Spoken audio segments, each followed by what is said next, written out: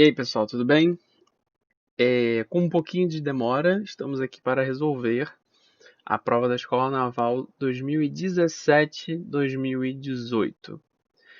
Essa prova tem uma curiosidade que eu fiz, foi a única prova da Escola Naval que eu fiz na minha época de concurso. E na época que eu fiz, eu achei ela a prova mais difícil que eu já tinha feito. Aí, né, eu mais maduro, 3 anos depois, agora para fazer para vocês, peguei a prova e continuo achando a prova mais difícil que eu já fiz.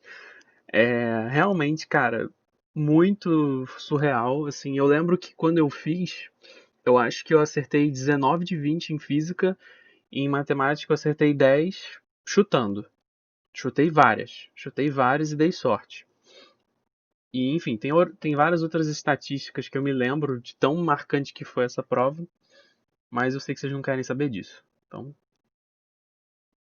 vamos começar.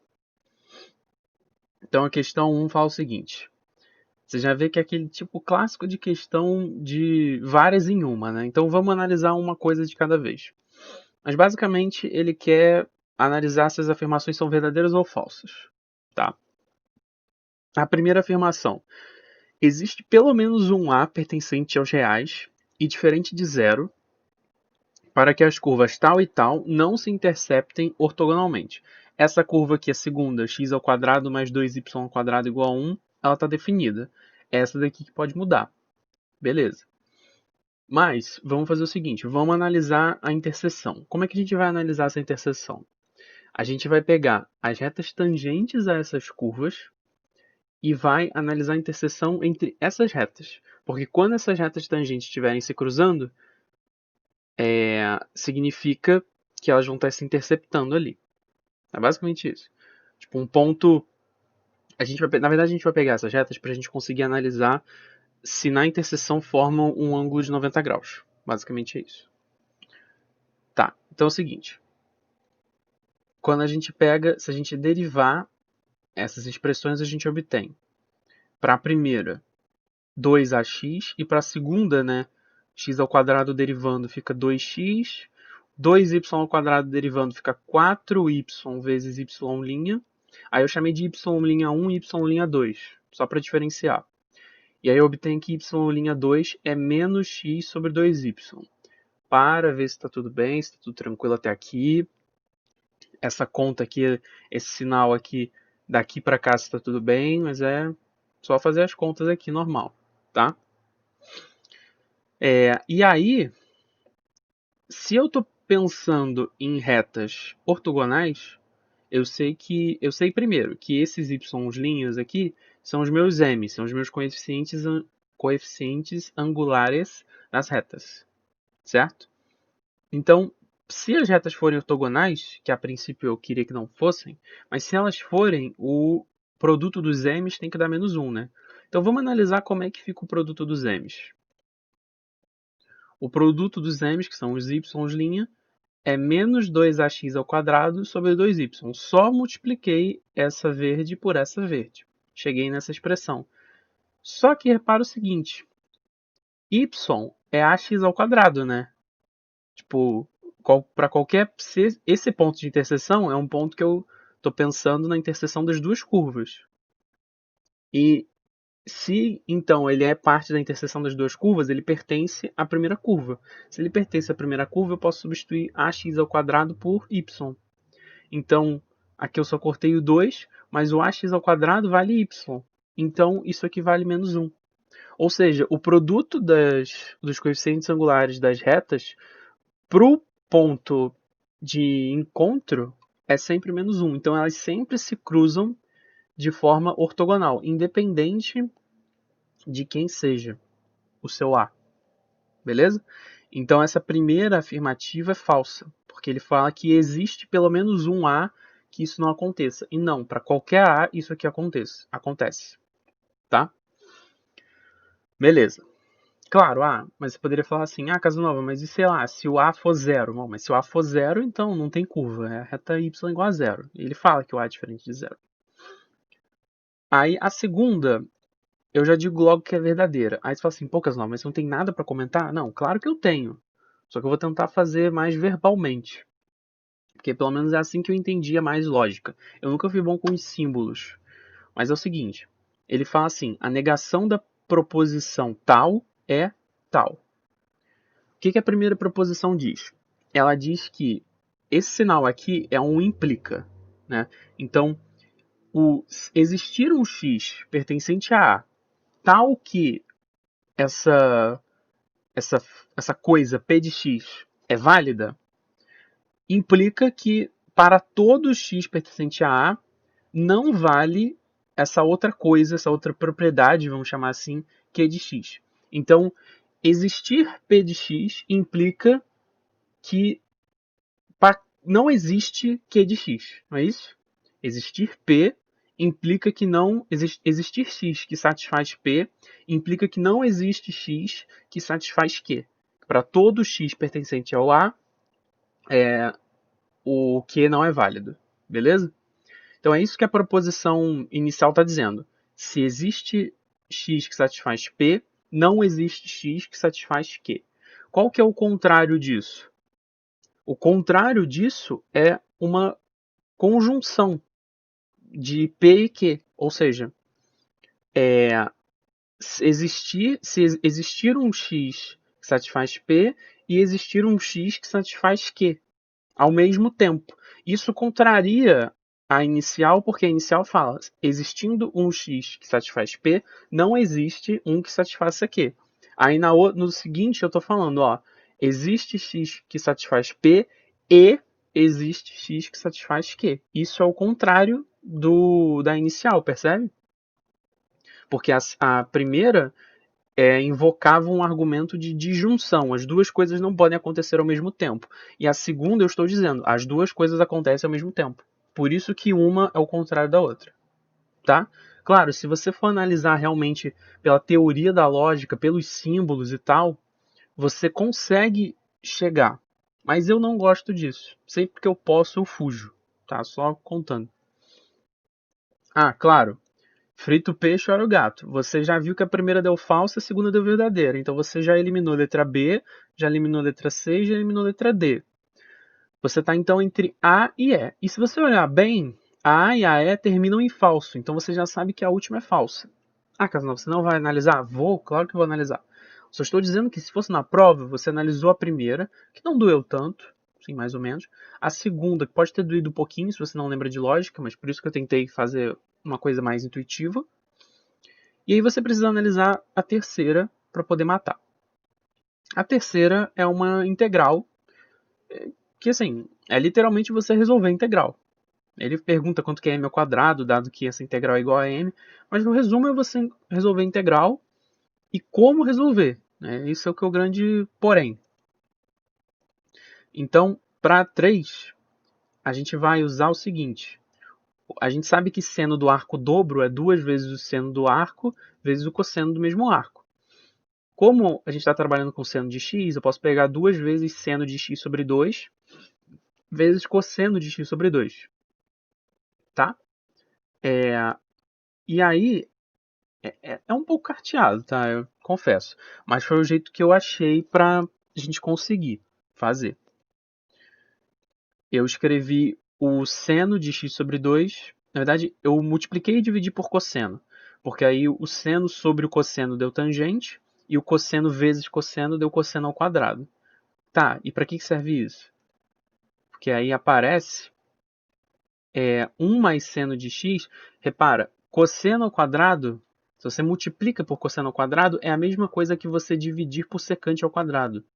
Então, 1 mais seno de x é 1 mais 2 vezes a tangente dividido pela secante ao quadrado, percebe? Tá? Eu só peguei, o que eu fiz? Eu peguei isso aqui, escrevi o cosseno ao quadrado como 1 sobre secante ao quadrado e somei 1, só fiz isso, tá?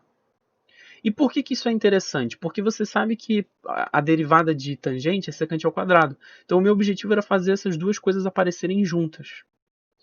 Agora, já que eu obtive 1 mais seno, né, só ajeitando aqui, eu passei esse 1 para dentro da fração. Tá? Só isso que eu fiz. E agora o bizu vai ser inverter isso. E aí, quando eu inverto, Repara, só inverti. Contudo, eu escrevi a secante ao quadrado, lembra daquela relação fundamental. Secante ao quadrado é 1 mais tangente ao quadrado, certo? Então eu substituí secante ao quadrado por tangente ao quadrado mais 1, tá? E em cima ficou o secante ao quadrado. Repara, eu peguei essa expressão, inverti e troquei só a de baixo, só a secante ao quadrado de baixo por 1 mais tangente ao quadrado. E se você tiver olhos atentos, você já vai ver que aqui tem um quadrado perfeito, né? Então, o nosso m fica integral de 0 a π sobre 2 de secante ao quadrado dividido por 1 mais tangente ao quadrado de x sobre 2. Aí eu vou fazer u como 1 mais tangente, que é o que vai me ajudar. Aí, para não ficar apertado, vamos para o próximo slide. Mas fica tranquilo que eu vou escrever isso lá de novo. 1 mais tangente de x sobre 2 é u. Então, para eu achar du, eu faço só derivo. Aí fica derivada de 1 é 0, derivada de tangente é secante ao quadrado. Aí, como tem um x sobre 2 aqui, eu faço a derivada de x sobre 2, que é 1 meio, e dx, tá? Isso aqui me dá, então, que 2du é secante ao quadrado de x sobre 2 dx. E se você lembrar lá no m, tinha exatamente isso na parte de cima, né? Então, o m fica integral de 1 até 2, vou explicar, de 2du sobre u ao quadrado. Da onde veio esse 2du? Esse 2du veio desse secante ao quadrado de x sobre 2 vezes dx, que era a parte de cima. A parte de baixo era 1 mais tangente de x sobre 2 ao quadrado. Por isso fica u ao quadrado. Então eu fico com 2du sobre u ao quadrado. Beleza, Casanova. E por que os limites de integração mudaram? Ora, mudaram porque eu mudei a variável. De x eu passei para u. Por isso, o que eu fiz em off, vamos chamar assim. O que eu minerei em off? Quando x é 0, joga aqui, você acha que o u é 1 mais tangente de 0. E 1 mais tangente de 0 é 1 mais 0, é 1. Então, quando x é 0, u vale 1. Se você não entendeu, testa isso. Quando x é 0, o que acontece? U dá 1. E quando o x é π sobre 2, se você jogar π sobre 2 aqui, fica tangente de π sobre 4. Π sobre 4 é 45 graus. E a tangente dele é a mais conhecida, vale 1. Então, o u vale 1 mais 1, que é 2. Por isso que os limites de integração são 1 e 2. Ok? Porque eu mudei a variável e aí eu analisei. Para esse x, qual é o u? Qual é o valor do u? Para esse outro x, qual é o valor do u? Ok? E aí, bem, isso é uma integral simples de resolver, né? Vale menos 2 sobre u, né? Porque aqui tem um u ao quadrado, que é a derivada, o cara que gerou ele é menos 1 sobre u. Né? E aí tem o 2 em cima, e isso está indo de 1 até 2. Isso fica, se você botar o 2 aqui, fica menos 1, e se você botar o 1 aqui, fica menos 2. Então fica menos 1 menos menos 2, fica 1. Isso é o m ao quadrado também vai ser 1. Logo, a afirmativa 3 é falsa. Eu deixei aqui a 4 como falsa porque é justamente o que eu tinha falado. A gente já sabia que ela era falsa. Tá? Então, isso já nos dá a resposta. Mas, obviamente, eu vou analisar a quarta com vocês. Tá? Então, a 4, ela indica para a gente que seja z um número complexo e a unidade imaginária, se ele dá um z genérico, né, módulo de z vezes e elevado a i θ, ele põe na fórmula de Euler, e aí ele pergunta o módulo de e elevado a iz. Aí você me pergunta assim, Casanova, mas o e elevado a iz não é como se o z fosse o ângulo? Então, não, porque o z, o θ é sempre um número real, né? A forma que ele escreveu aqui, o θ é um número real. E o z é um número complexo. Então eu preciso abrir isso aqui para verificar o que acontece. Tá? Então, o módulo de na verdade, o e elevado a iz. Eu posso escrever como e elevado a i vezes o módulo de z vezes cosseno θ, mais i ao quadrado vezes o módulo de z seno θ. O que eu fiz aqui foi multiplicar o i por z, né?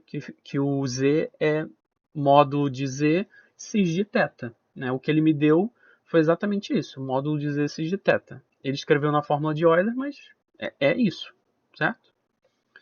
Então, esse cara daqui, repara, esse cara daqui da frente, ele é um número imaginário, é um número complexo. Esse cara daqui é um número real, porque i ao quadrado é menos 1.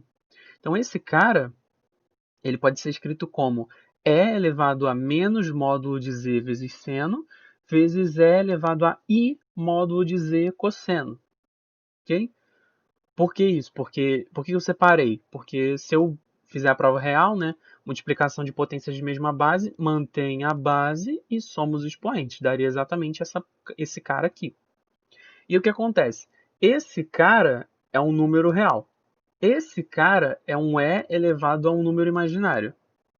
Só que ele é imaginário justamente, ele é i vezes um número real. Então, esse número real aqui vai formar o meu cis, né? E esse cara daqui da frente vai ser o meu módulo. Então, esse segundo pedaço vai ser o meu cis, cis de z, módulo de z cosseno θ. E esse cara aqui vai ser o meu módulo, o e elevado a menos módulo de z seno. Então, essa é a resposta.